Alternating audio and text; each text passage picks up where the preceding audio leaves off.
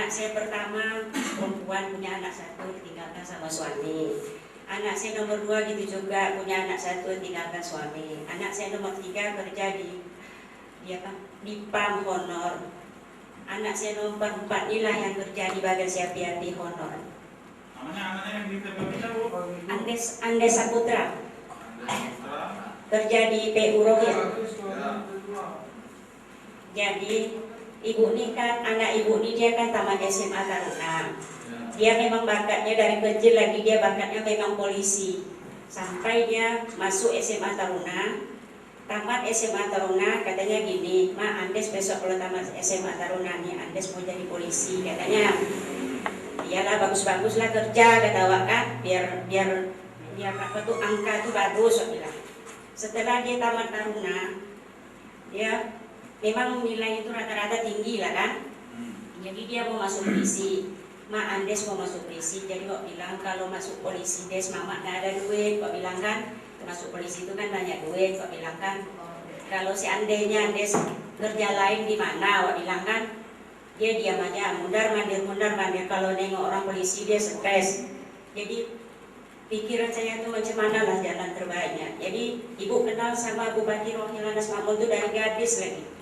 Kenal sama Anas Makmun dari gadis, dengan istrinya, dengan keluarga istrinya, dengan adik-beradik istrinya, semua kenal. Jadi karena dia orang nomor 1 di Rohil, datanglah saya ke rumah sepupu Ibu Latifah Hanum nih. Saya tanya sama dia, aku stres nih, dia bilang apa? Anakku mau masuk polisi, duit tak ada. Minta masuk aja sama Pak Anas, anak kau di bagian siapi-api, katanya kan. Honor dulu. Jadi pikiran saya itu gitu, saya ngomong sama anak saya, Andes masuk aja lah di PU di bagian siapi-api dulu. Kalau nasib Andes mau jadi polisi bisa nanti dari PNS nanti. Oh bilang, seandainya Andes PNS, kalau Andes mau polisi, simpan duit Andes tuh biar bisa Andes masuk polisi, kata aku. Jadi iyalah, saya datanglah ke bagian siapi-api tahun 2007, anak saya tamat kan tahun 2007. Saya ngomonglah sama ibu Bupati, Kak, tolonglah bantu anak saya nih Kak, kerja di bagian siapi-api honor lah, saya bilang kayak gitu. Sebab saya susah Pak, dia mau masuk polisi duit tak ada, saya ini susah, anak saya janda lagi dua-dua, kerja di bantu apalah Kak. Jadi disuruhnya lah bikin lamaran. Sudah bikin lamaran 2007, terpanggillah 2008. Jadi panggil 2008, saya datanglah ke Rohil membawa anak saya nih, karena dia tak tahu Rohil kan. Setelah itu saya masuklah ke rumah ibu Bupati ini. Apa katanya? Kak, tolong ini anakku Kak, katanya. Iya 2008 diterima. Jadi anak saya ini kan tak mungkin dia bisa pergi sendiri, itu tuh saya mengawankan. Jadi lama-lama di situ apa kata ibu Bupati itu, suruhlah Isu tuh kerja di sini, aku kerjanya di Pekanbaru. Kerja di sini kan bisa dia menengok-nengok anaknya. Jadi kerjalah saya 2008 itu, tapi belum menetap, saya kerja di situ masih mundar-mandir kan, karena kadang ke Bagan, kadang ke Pekanbaru. Setelah itu kerjalah saya di Bagan 2008, kerja saya di Bagan, digaji saya 300 sebulan. Saya pikir apalah yang dapat 300, memang pikiran saya sendiri. Setelah itu kalau 300 biarlah aku pulang, wak bilang sama sepupu dia. Jadi diuruskanlah sama ibu Bupati ini SK honor saya kerja di rumah dinas Bupati. Bergajilah saya 700 sebulan. Jadi 2009 barulah saya menetap bekerja di rumah Bupati Rohil. Setelah saya bekerja di rumah Bupati Rohil, saya sebetulnya bukan tukang urut.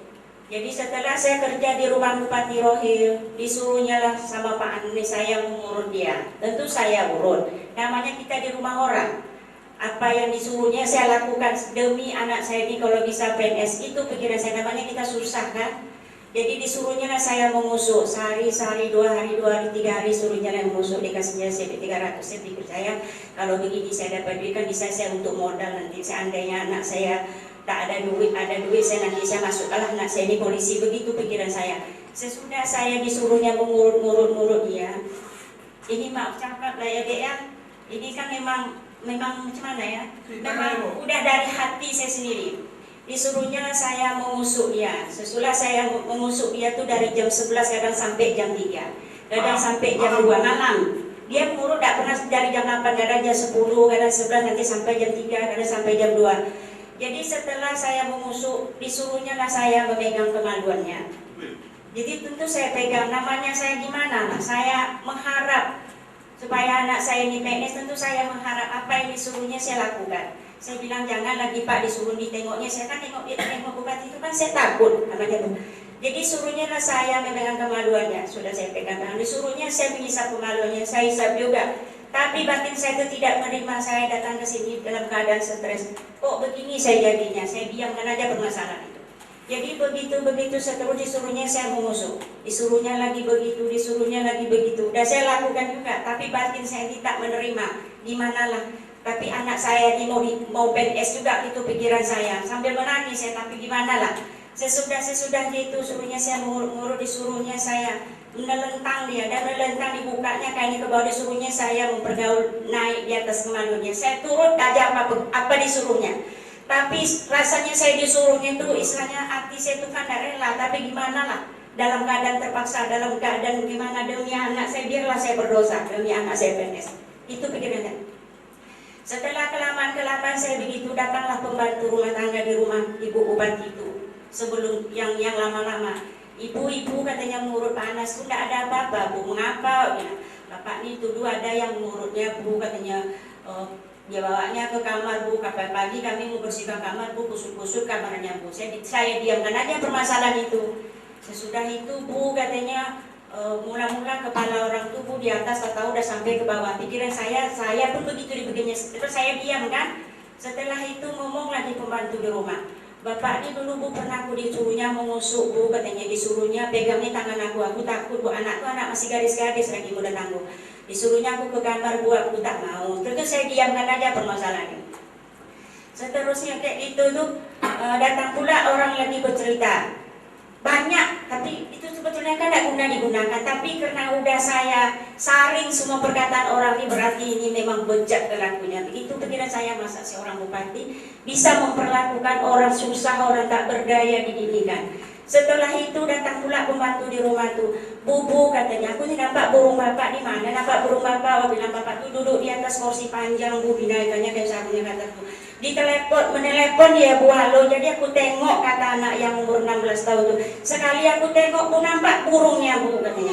Jadi dia bilang, kok beginilah kelakuannya. Saya saring apa berkata ini, karena saya kena tua. Jadi berarti bukan saya sendiri yang korban, ya. Saya bilang saya diamkan aja permasalahan itu. Sesudah itu datang pula lagi satpol di bagian sapi begitu, Bu, katanya tadi ada bapak nih, Bu, katanya anak-anak honor tuh datang jam 2, Bu, katanya keluar jam 5. Saya cegat di jalan, Bu, katanya Pak kasih uang tutup mulut, Pak, katanya Pak keluar masih kasih saya duit. Jadi orang ini saya tidak tahu permasalahan Pak Anas ini sebelum saya, cuman orang mengadu ke telinga saya nih begini-begini, saya diamkan aja.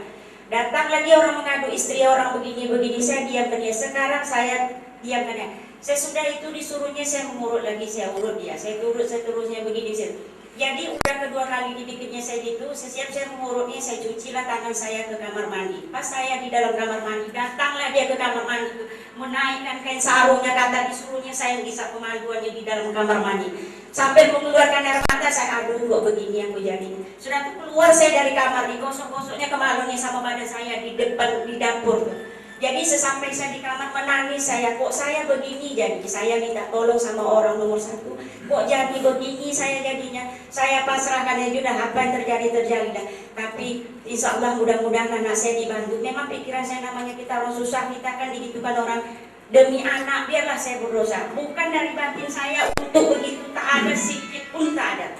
Jadi saya diam, dan sesudah itu berkelama disuruhnya duduk dia di meja ruangan tamu di belakang tuh, pembantu sedang duduk. Dibawanya laptop dari kamarnya ke meja ruangan tamu dapur tuh. Disuruhnya saya menggaru-garu punggungnya. Saya tengok kaset laptop tuh lagu-lagu kasidah, karena pembantu tuh kan banyak. Setelah pembantu tuh lari, karena pembantu tuh kan takut karena ada bupati, lari dia. Setelah saya tengok rupanya film orang main yang dibikinnya, dirobahnya kaset lagu kasidah itu, saya tengok pas ada orang main. Sudah tuh diginikannya tangannya di belakang dipegang, jadi remas-remasnya susah dipegang-pegangnya ke belakang saya. Udahlah Pak, aku bilang, kebetulan lampu mati, udahlah. Jadi saya berpikir kok begini aku selamanya, aku bilang aku berdosa. Aku kerja di sini bukan untuk begitu. Aku di dalam keadaan stres kok diperdayakan seorang bupati kayak ini. Di mana letak etika di seorang bupati? Saya diam kanannya. Setelah itu dia minta lagi sama saya. Saya bilang, Pak, pembantu belum tidur Pak. Nanti apa kata orang Pak? Nanti kalau pembantu ini udah tidur Pak, saya SMS Bapak. Aku bilang. Sesudah itu saya keluar di depan kamar itu, dikejarnya lagi, digosoknya lagi kemalunya dengan saya. Saya masih pakai baju, saya diamkan aja. Sesudah itu pagi dia bangun tidur, langsung dia marah-marah sama saya.